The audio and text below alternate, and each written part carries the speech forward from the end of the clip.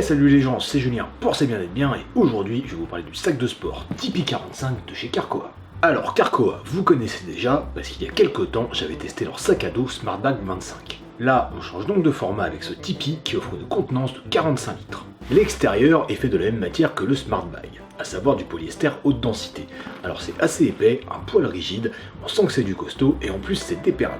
Bon les gens, on va faire une petite pause dans ce test parce qu'il faut que je vous parle d'un truc.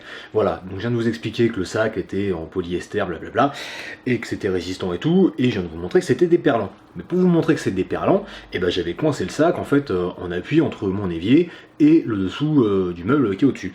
Le problème c'est qu'en dessous de ce meuble j'ai une rampe de spot. J'avais un petit peu oublié que je l'avais allumé. Et on le sait, le polyester, comme ça, près d'une source de chaleur, ça peut fondre. Et ouais, les spots forcément ils chauffent. Et donc, voilà le résultat. Hein. Il y a un putain de trou dans le sac, il y a la poignée qui a fondu. Putain, ça me fout les nerfs, mais là je me dis, mais qu'est-ce que je suis con. Voilà. Donc, vous avez le droit de m'insulter dans les commentaires. Hein. Moi je vais aller me flageller ailleurs, et je vous laisse regarder la suite du test. En dessous, on retrouve ce revêtement plastifié et éventuellement, je dirais qu'il manque juste dans les coins des petits plots pour le surélever, histoire de le protéger encore mieux de la flotte. Pour le trimballer, vous avez le choix, avec déjà ici les poignées pour l'avoir à la main. Bon par contre je trouve dommage qu'il n'y ait pas de quoi les relier l'une à l'autre.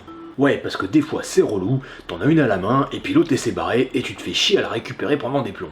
Et puis après il y a la sangle d'épaule avec son renfort histoire que ça soit confortable. Elle est accrochée de chaque côté du sac avec des mousquetons en plastique qui ont l'air de bonne qualité. Et puis c'est pas mal, il y a un système pour pas que ça s'ouvre tout seul. Bon, pour toutes ces sangles, c'est de la ceinture de sécurité et le changement de texture par rapport au reste du sac fait un peu chelou. Mais au moins ça risque pas de vous péter dans les pattes. Et pour finir le tour des possibilités de portage, il y a aussi une poignée de chaque côté. Allez, on rentre dedans et on attaque sur le dessus avec le compartiment principal. Niveau fermeture, visiblement c'est pas de la merde et on retrouve la même belle finition des zips que sur le Smartbag. En plus pour cette partie, on a de quoi mettre un petit cadenas juste ici. Pouf, l'intérieur est vert fluo, comme ça si vous y mettez des petits trucs pas très grands, c'est pratique pour la trouver facilement. On retrouve comme dans chaque compartiment des pictogrammes indiquant à quoi ça sert.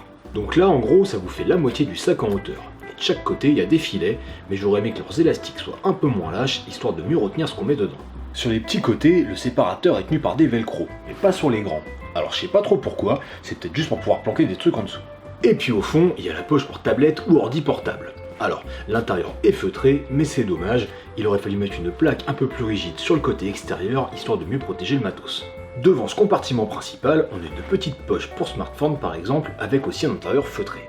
En dessous, un espace isotherme pour booter jusqu'à 1,5 litre, et de chaque côté, les compartiments pour chaussures ou linge-sale. Alors en gros, ça fait de grandes poches qui font quasi toute la longueur du sac, et donc en fonction de comment on charge l'une, on chargera plus ou moins l'autre. Ça va, vous me suivez? Bref, la doublure a l'air étanche, et j'ai pu y rentrer jusqu'à 2 paires de mes péniches en pointure 48. Je trouve juste qu'il aurait été sympa d'y mettre de petites aérations comme sur le sac à dos. Bah ouais, parce que ça a vite fait de schnouffer ses verres avec les pompes ou les fringues pleines de transpi.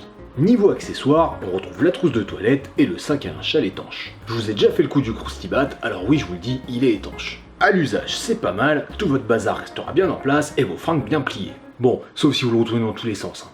J'ai juste un peu galéré à le rentrer dans les casiers de la salle de sport comme il est un peu rigide. Pour l'avoir, il faut sortir 94 €. Bon, c'est pas forcément donné, mais la qualité est au rendez-vous.